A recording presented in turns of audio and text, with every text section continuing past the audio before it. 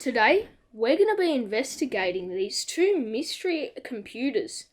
It appears we have a Pentium 2 and a Pentium, so let's see what's inside. Let's get started.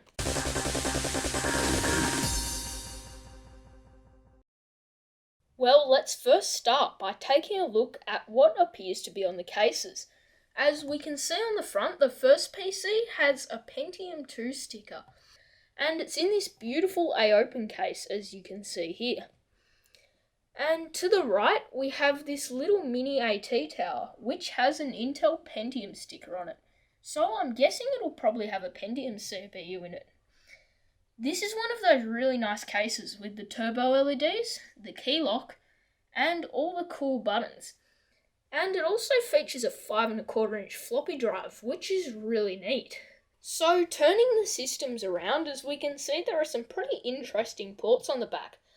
Let's take a look at the Pentium 2 system first, which seems to have a power supply, as well as a motherboard, which has no onboard audio. Next, we have what appears to be a PCI video card. Now, the way you can tell it's PCI is because the actual VGA port is upside down. Then it appears we have an ISA sound card. Taking a look at the little AT system, as we can see, it's got an AT motherboard in it. Going down, as we can see, we have a PS2 mouse port and a serial port. Then we've got some more general I/O, and then we have another PCI video card. Again, we can tell it's PCI since the connector is upside down. Then it appears we have a SCSI port right here. That's pretty interesting. And then it looks to be another sound blaster in the bottom, and it's definitely an ISA one, since the port is facing upwards. So let's go ahead and open these systems now, so we can actually see what's inside of them. Alrighty, so the first A-Open case appears to be missing all of its screws, so I'm pretty sure we can just go ahead and just pull the lid off like that. Lift up the case and pull it off. And the mini AT tower still has some screws in it, so I'll just remove those now. Okay, now that we've removed all of the screws, we can just take the lid off simply. And that comes right off very easily. So I think we'll actually take a look at the ATX A-Open computer first and save the mini AT tower for a little bit later. Ooh, that's interesting. Yeah, it appears to have a pretty interesting motherboard, which is rather early. I think it's a 440BX one. Let's take a closer look. Okay, so taking a look inside the system here, as we can see, the motherboard appears to be made by A-Open, and it's the model AX6L. And we've also got a Pentium 2 in here, which I googled, and it turns out it's running at 266 MHz, which is pretty early. Now, also something to note about this system is the motherboard doesn't actually have a heatsink on it, and I'm sure this isn't exactly original. So if we peel that back, that sticker, as we can see, the chipset actually says LX on it. So that means that we have a 440LX motherboard. Now, the LX motherboard predates the infamous 440BX chipset, and the difference being that LX can only support up to a 66 MHz frontside bus CPU, whereas the notorious BX chipset can support up to 100 MHz. So your CPU choices are really limited in this system, and the fastest CPU you can probably run is about a mid-range Pentium 2. In terms of the expansion cards, it appears we have just a regular PCI Trident video card here. That's nothing special, really. And then for the sound card, we've got this little ISA one here, and I think that might be a Yamaha chip on it, so I'm going to take it out real quick and let's have a closer look. And yeah, taking it out of the case, as we can see, it does have a little Yamaha sound chip on it. Now this sound card is actually really notorious and I'm really glad to finally have one. This can do a lot of emulation, and since it's a Yamaha chip it sounds great as is, so this is a really compatible sound card and a very nice one to own. And look at that lovely green PCB. So yeah, overall I'm really happy with this PC and I'm definitely going to keep it in my collection. Maybe I'll add a 3D accelerator to it one day. Let me know if that's a video you'd like to see in the comments below. Okay, now onto the lovely little AT PC. Gosh, I always love Mini AT towers. They're really nice and they've always got interesting parts in them. So let's have a look what's inside this one. If we simply flip the case over, as we can see, we actually appear to have a motherboard. GA586 ATS is the model number.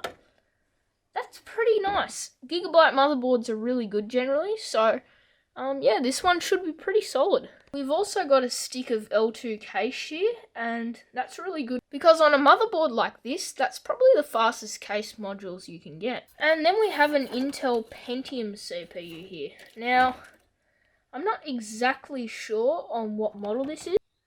So looking through all the expansion cards on this system, the one we have at the very back appears to be a Sound Blaster 16. But as we can see, here it is.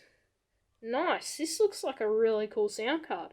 And it's a pretty early one too, since it has a Creative chip on it and not a Vibra. The model number appears to be CT2950. So yeah, I think this is definitely a Sound Blaster 16, which is really nice to find. I'm always using these in builds, so yeah, it's great to have another one. Let's take a look at the video card next in this system. That we have an S3 Verge card. I don't think these are very good, but either way, S3 is a lot better than some of the other things you could find, so yeah, S3 cards are always handy, so this is a great find. This system also appears to have had the RAM upgraded in it, since you can see two different types. And that's really cool because the more RAM the merrier. So far things are going really well. These two systems appear to have some very nice parts in them. But now the real test. Let's see if they actually still work after 20 years. I'm going to set up some basic peripherals so we can try them out. And just a quick side note, I'm going to be using a modern power supply to test both of these systems, so that way we don't accidentally kill anything. I've set the system up with all the basic peripherals required, such as a keyboard, modern power supply, and monitor. So let's now turn it on and see if it works. This is the first time I'm powering this on. Wish me luck. Okay, that's a good sign. We got a BIOS beep. I need to turn the monitor on. It helps if you do that. And yeah, what do you know? Okay, it appears to be a 100 megahertz one, so that's nice. And we've also got a 430 FX chipset on the motherboard. And 50 megabytes of RAM. So if we enter into the setup, as we can see, it's pretty basic in here, but yeah, I'd call this system working, so that's really nice. Let's try out this one next. Alrighty, so I've plugged everything in. We've got a keyboard, power supply, and monitor. So let's fire up the system and see if it still works after 20 years. Now, with ATX cases, it won't power on automatically, so we need to push the power button here. That sounds really promising. It's turning on. Oh, that sounds good. And yeah, what do you know?